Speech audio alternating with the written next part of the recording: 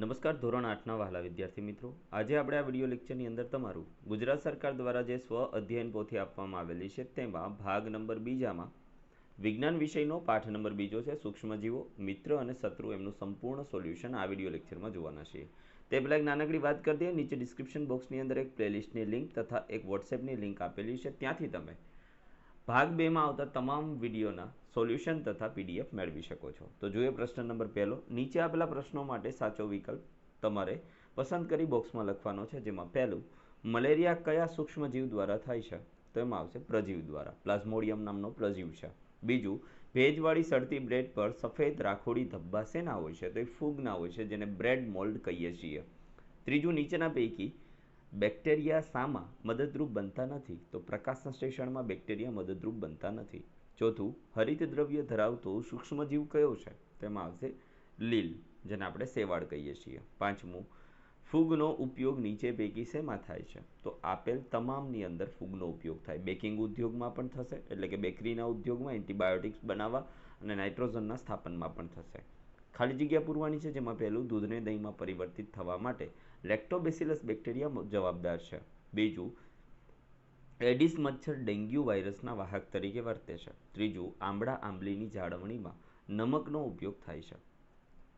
ચોથું છે, હિપેટાઇટિસ એ ખાલી જગ્યા દ્વારા થતો રોગ છે. એક હિન્ટ તમને આપી દઉં, આની જ તમારે જવાબ મને કમેન્ટ કરીને જણાવવાનું છે. હિન્ટ એવી છે કે આ જેના દ્વારા થાય ને તે જ્યાં સુધી સજીવની બહાર હોય ને ત્યાં સુધી નિર્જીવ છે, અને જેવો યજમાનની અંદર પ્રવેશ કરે તેવું તેનું ગુણન ચાલુ થઈ જશે. તો કમેન્ટ કરીને જણાવો મિત્રો, હિપેટાઇટિસ શેનાથી થાય છે? પાંચમું, સૂક્ષ્મજીવો વનસ્પતિ કચરાનું વિઘટન કરી અને સરળ પદાર્થોમાં ફેરવી દે છે.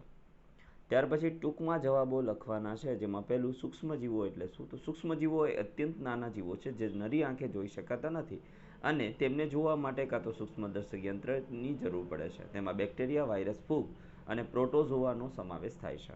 બીજું, રસી શા માટે આપવામાં આવે છે?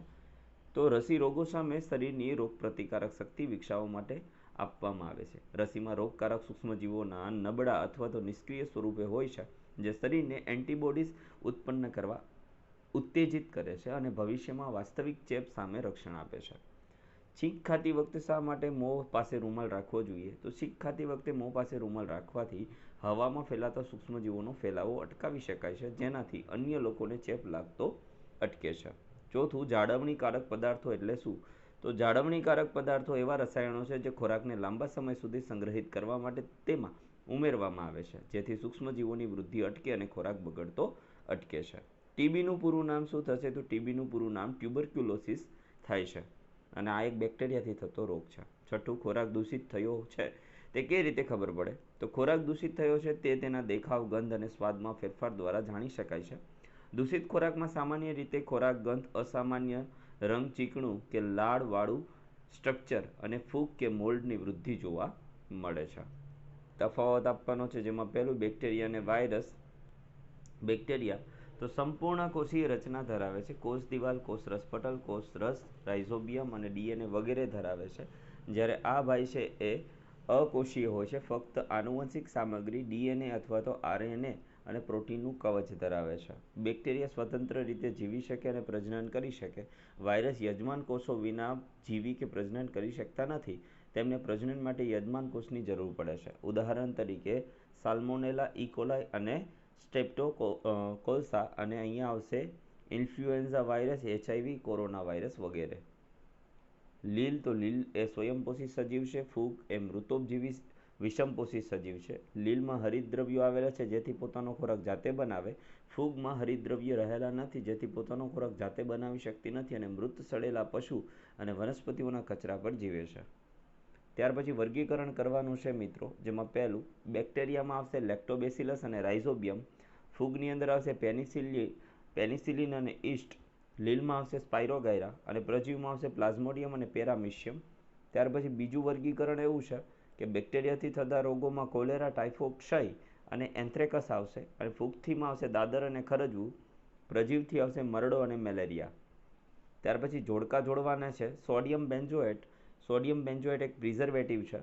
રસી તો રસી છે એ એન્ટીબોડીઝ ઉત્પન્ન કરવા આપવામાં આવે. સ્ટેટ્રાસાઇક્લિન એ એન્ટીબાયોટિક્સ છે. અને વાયરસ છે એ અછબડાથી એટલે કે અછબડા વાયરસથી થતો રોગ છે. રોબર્ટ કોચ નામના વૈજ્ઞાનિકે બેસિલસ એન્થ્રેસિસ બેક્ટેરિયાની શોધ કરી હતી. એલેક્ઝાન્ડર ફ્લેમિંગ નામના જે વ્યક્તિ છે અહીંયા પેનિસિલિનની શોધ કરી હતી. લુઈ પાસ્વર નામના વ્યક્તિએ આથવણની શોધ કરી હતી. અને એડવર્ડ જેનર નામનાએ શીતળા રોગની રસી શોધ કરી હતી. ત્યાર પછી પ્રશ્ન નંબર 7 છે, વૈજ્ઞાનિક કારણ આપવાના છે. હવે મિત્રો અહીંથી આપણે ધીમે ધીમે સ્ક્રોલ કરતા જઈશું, જે તમારે જોતું જવાનું છે. જો વિડીયો લેક્ચર પસંદ પડ્યો હોય તો પ્લીઝ આપણી ચેનલને સબસ્ક્રાઈબ કરી દેજો અને વિડીયોને લાઈક કરી દેજો.